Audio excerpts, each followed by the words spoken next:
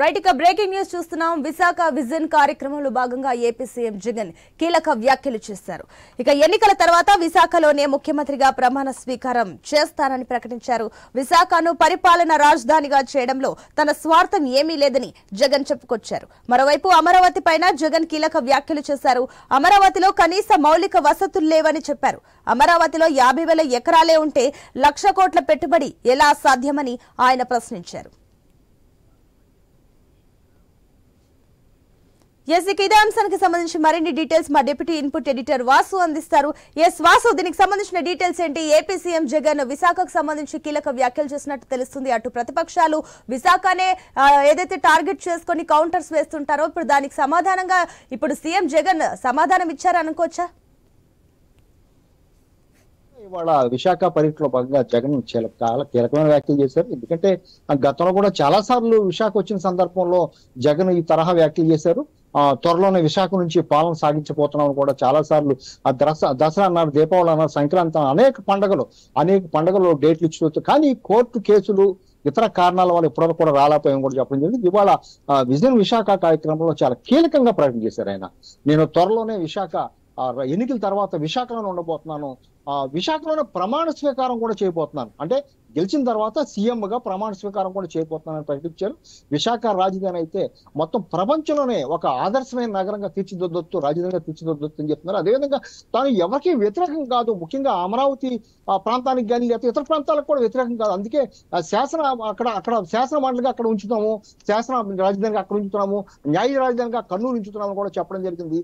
అయితే ముఖ్యంగా చేసిన గతం నుంచి చెప్తుంది ఏంటంటే 1,00,000 కోట్లు కావాలి అమరావతి డెవలప్ చేయాలంటే, అమరావతి రాజధాని కావాలంటే 50,000 ఎకరాల్లో డెవలప్ చేయాలంటే 1,00,000 కోట్లు కావాలి. అదే గనక విశాఖని చాలా తక్కువ ఖర్చుతో మెరుగుపరుచుకుంటే చాలా మంచి రాజధాని అవుతుంది. అన్ని విధాల వాటర్ రైవులు అయితేనే, లేకపోతే ఫ్లైట్స్ సర్వీస్ అయితేనే, లేకపోతే అన్ని కూడా. అదేవిధంగా భోగాపురం కూడా అంతర్జాతీయ విమానాశ్రయం కూడా త్వరలో రాబోతుంది. ఇవన్నీ కూడా ఇక్కడ విశాఖలో ఉన్నాయి, సౌకర్యాలు ఉన్నాయి. అక్కడ కనీసం మౌలిక వసతులు, అమరావతిలో మౌలిక వసతులు లేవు, రాజధానికి కావాల్సిన మౌలిక వసతులు లేవు. అందువల్ల విశాఖలోనే రాజధాని చేయబోతున్నాం, విశాఖ రాజధాని కొనసాగబోతుందని కూడా మరోసారి పునరుద్ఘాటించాడు ఆయన జగన్. అంతేకాకుండా ఆయన మొత్తం పూర్తి స్థాయిలో ఎలక్షన్ తర్వాత ఇక్కడే ఉండబోతున్నా కూడా చెప్పడం జరిగింది. ఇక్కడ నుంచే ప్రమాణ స్వీకారం కూడా చేస్తామని చెప్తున్నాను.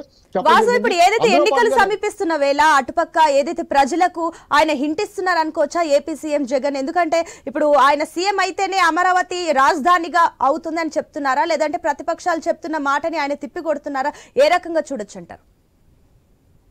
తప్పకుండా ఇది రాజకీయ ప్రకటనగానే తీసుకోవచ్చు. ఎందుకంటే రాజధాని అంటే ఉత్తరాంధ్ర ప్రజలంతా కూడా ఉత్తరాంధ్ర అభివృద్ధి చెందుద్దని గతం నుంచి కూడా మంత్రులు అయితే వీళ్ళందరూ కూడా చెప్పుకొస్తున్నారు. అందులో భాగంగానే ఇది రాజకీయ ప్రకటన పక్కా చెప్పొచ్చు. అదేవిధంగా అమరావతి ప్రాంతంలో ఎవరు కూడా వ్యతిరేకించడం ఉంచడానికి తనకు ఎటువంటి వ్యతిరేకత లేదు. అక్కడ కూడా రాజధాని ఉంచుతున్నాను, అక్కడ డెవలప్ చేయడానికి డబ్బులు లేవు, 1,00,000 కోట్లు లేవు, అందువల్లే రాజధాని కాదు, అన్ని విధాలా కూడా విశాఖ అయితే రాజధానికి అభివృద్ధి చెందొచ్చు అని చెప్తున్నారు. ఎందుకంటే హైదరాబాద్ నుంచి విడిపోయాక చాలా కేంద్ర సంస్థలు కూడా హైదరాబాద్ లో ఉండిపోయి హైదరాబాద్ స్థాయిలో ఏపీలో ఉన్న నగరం, డెవలప్ అయిన నగరం, ఏకైక నగరం విశాఖ. పారిశ్రామికంగా కానీ లేకపోతే మొత్తం అన్ని విధాలా ఒక విధంగా కాకుండా నగరం సుందరమైన నగరం, ఈ నగరాన్ని మెరుగులు పరుచుకుంటే రాజధాని అవుతుందని ఒక విధంగా రాజకీయ ప్రకటన చేశారని చెప్పుకోవచ్చు. ఎందుకంటే ఎలక్షన్ అంతా కూడా ఎక్కడి నుంచి చేస్తారని ప్రచారం జరుగుతున్న నేపథ్యంలో మొన్న కూడా క్యాంప్ ఆఫీస్ కూడా ప్రారంభించారు. ఆ టూరిజం భవనం కింద క్యాంప్ ఆఫీస్ కూడా ప్రారంభించారు. మొత్తం అన్ని యాంగిల్తో కూడా క్యాంప్ ఆఫీస్ కూడా సిద్ధమైపోయింది. ఈ నేపథ్యంలో జగన్ కూడా ఇక్కడ రాబోతున్నారు, ఎక్కడి నుంచి ఎలక్షన్ కూడా చేయబోతున్నారు కూడా చెప్తున్నారు. క్యాంప్ ఆఫీస్ మరోపక్క చూసుకున్నట్లయితే అమరావతిలో 50 ఎకరాలే ఉంటే కూడా 1,00,000 కోట్ల పెట్టుబడి ఎలా సాధ్యమవుతుందంటూ కూడా సీఎం జగన్ అంటున్నారు. అంటే నిజంగానే అమరావతికి సంబంధించి 1,00,000 కోట్ల పెట్టుబడి వచ్చిందంటారా? దీనికి సంబంధించిన డీటెయిల్స్ ఏంటి? గతంలో కూడా చంద్రబాబు చెప్పడం జరిగింది, ఆ కేంద్రానికి కూడా నివేదిక ఇవ్వడం జరిగింది. 1,00,000 కోట్లు కావాలి దాదాపు అమరావతిని అభివృద్ధి చేయాలంటే మీ వంతు సహకరించడానికి చెప్పడం జరిగింది. చంద్రబాబు కూడా దాదాపు 50,000 ఎకరాలు సేకరించారు, అంత అవసరం లేదు కనుక కూడా విమర్శ వస్తున్న నేపథ్యంలో అమరావతి ఇప్పుడు ఉన్న మౌలిక వస్తువులు కూడా లేని ప్రాంతాన్ని అభివృద్ధి చేయాలంటే తప్పకుండా 1,00,000 కోట్లు కావాలి. ఆ 1,00,000 కోట్లు ఎక్కడి నుంచి తెస్తాం? ఇప్పుడు రాష్ట్ర పరిస్థితి చాలా ఇబ్బందులు ఉంది. ఈ పరిస్థితుల్లో రాష్ట్రాన్ని ఏ విధంగా అభివృద్ధి చేస్తాం ఇప్పుడే చెప్పడం కాదు జగన్.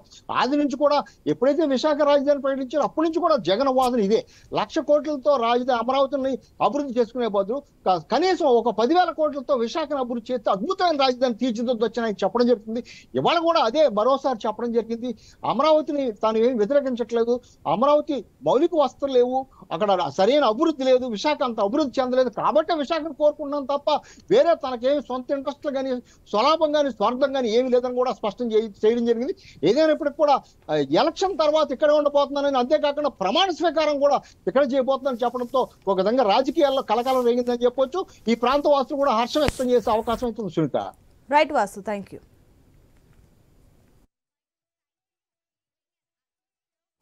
విశాఖ విజన్ కార్యక్రమంలో ఏపీ సీఎం జగన్ కీలక వ్యాఖ్యలు చేశారు.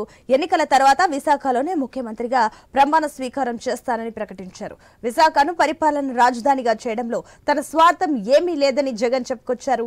మరోవైపు అమరావతిపై జగన్ కీలక వ్యాఖ్యలు చేశారు. అమరావతిలో కనీస మౌలిక వసతులు లేవని చెప్పారు. అమరావతిలో 50,000 ఎకరాలే ఉన్నాయని, 1,00,000 కోట్ల పెట్టుబడి ఎలా సాధ్యమని ఆయన ప్రశ్నించారు.